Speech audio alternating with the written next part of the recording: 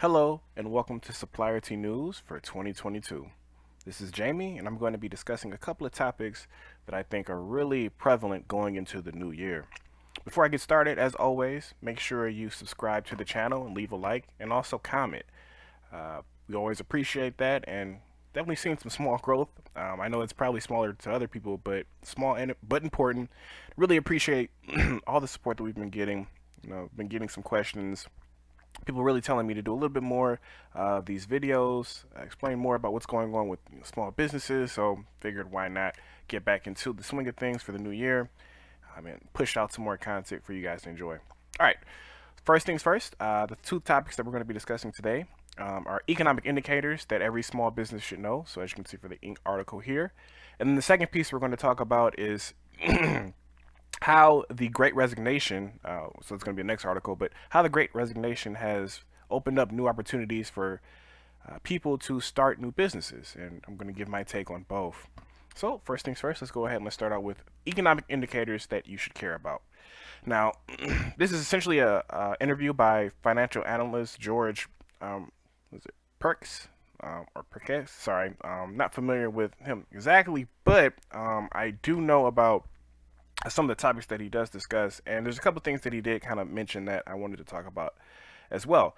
The big piece here is, as a small business, there's always going to be a ton of financial data, or not just financial data, but just data in general out there. And what are some of the key pieces that you really need to hone on to really understand, what's going on in your area, what may be key indicators on, if you are going to see a uptick in consumers or a downturn. So kind of what are some quick pieces that you can take a look at? And the two pieces that I saw here that I really wanted to expose everybody to is state and local employment data as well as home building data.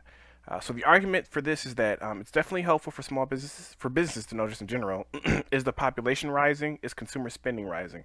Anything more generalized than these two pieces is just not available with public data. But again, this is a really good indicator, and I completely agree with this. I'm trying to understand, are more people becoming employed? Is there a, huge layoff? Obviously, if there's going to be a huge layoff in your restaurant, for example, it's really going to hurt you.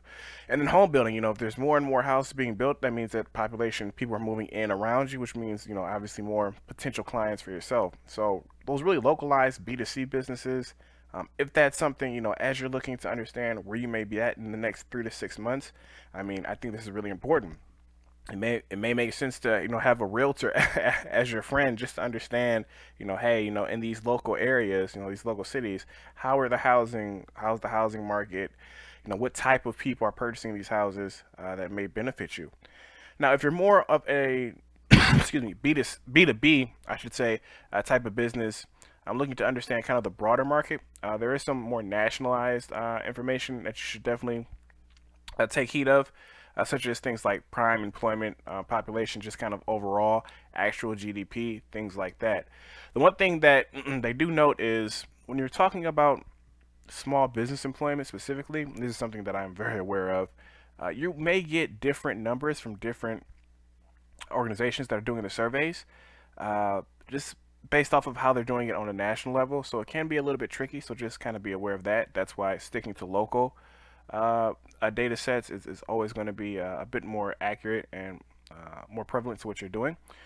But again, if you're looking at a more national approach and kind of what things are doing and how things are going, that is one way. As well as, again, if you're B2B, always understanding whatever industry you're in, what the market's doing. Some more industry related research is probably going to also help. That's not put in here, but in my opinion, understanding your industry, who's hiring, who's firing, who's growing, who's being invested in, whatever your companies in that area are trying to do, what they're looking for, is definitely key.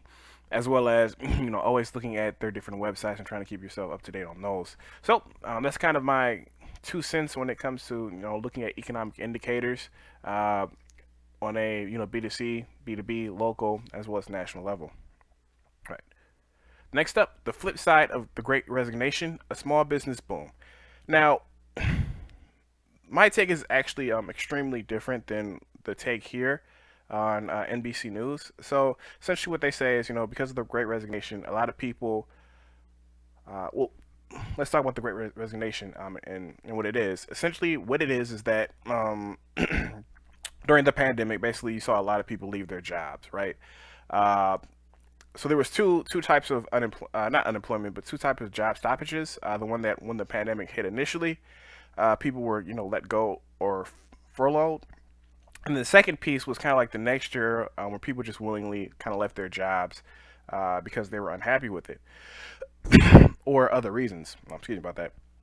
But what we're seeing here is that a lot of those people who left their jobs, the remote aspect of it really changed people's concept of how they can work, the capabilities, what they can do. I mean, I remember, I feel old now, but back in the day, aka 3 4 years ago, there was a concept that if you allowed employees to work from home, their not workload, but their productivity would actually decrease. Right? That was a very real under what we thought was an understanding. But what we found during the pandemic is that productivity not only could stay the same, but it could also increase because people are at home working in their own environments. So because of that, as people were more productive, people, in my opinion, realized that, hey, I'm this productive, I might as well just start my own business that I've been thinking about for the past 5 years, see where it goes. Now, while this is good, and there's a lot of key pieces here, there is one point here. Let me see if I can find it. The whole concept of remote open up a new world possibility. Well, okay, so I already talked about that. But what we're seeing here is one of the pieces that is a little bit tricky here. Is that owning your own business is a completely different beast than working from someone else, right? Understanding how to find your own market, finding your own clients. I mean, just deep dive research. While it may just seem, because remote working, because the internet and everything has just made it so simple to reach out and connect with people, some people have the idea that taking the next step of earning a living off of that is also pretty easy as well. But I mean, this is something that can take a lot of time to do. I mean, what is it, 80% of businesses fail in the first 3 to 5 years, and there's a reason for that. It is exceptionally tricky to do, possible, but tricky. So seeing this new wave of business owners is going to be very interesting, especially as we're seeing so many people hop online and trying to do this remote piece to understand how to build their own business. What's going to come out of this is something very new that we haven't seen. So understanding how this plays out over the next 3 to 5 years is going to be very interesting. I have my thoughts on it, but because this is so new, coming up while we're still in the pandemic, there's just no way that anybody can tell how this is going to go. But I will always applaud people for taking the chance and betting on themselves. But again, the numbers are out there in terms of how the success rate of this is. But again, we'll see how this goes based on, essentially, we're moving into a new economy that nobody knows what's going to happen, and we're going to see how this goes. And that's also something that I also want to talk about as we're moving towards this new economy. Definitely want to kind of cover that and understand how we're growing, what we're looking to do, and if possible, helping you guys connect with other businesses so that you can grow as well. So, okay, so that's it for me. As always, I hope you enjoyed the content that we have here. Make sure you like, subscribe, leave a comment on the video, give feedback, whatever you, whenever you can. And thank you so much for listening. Happy New Year, and have a great day.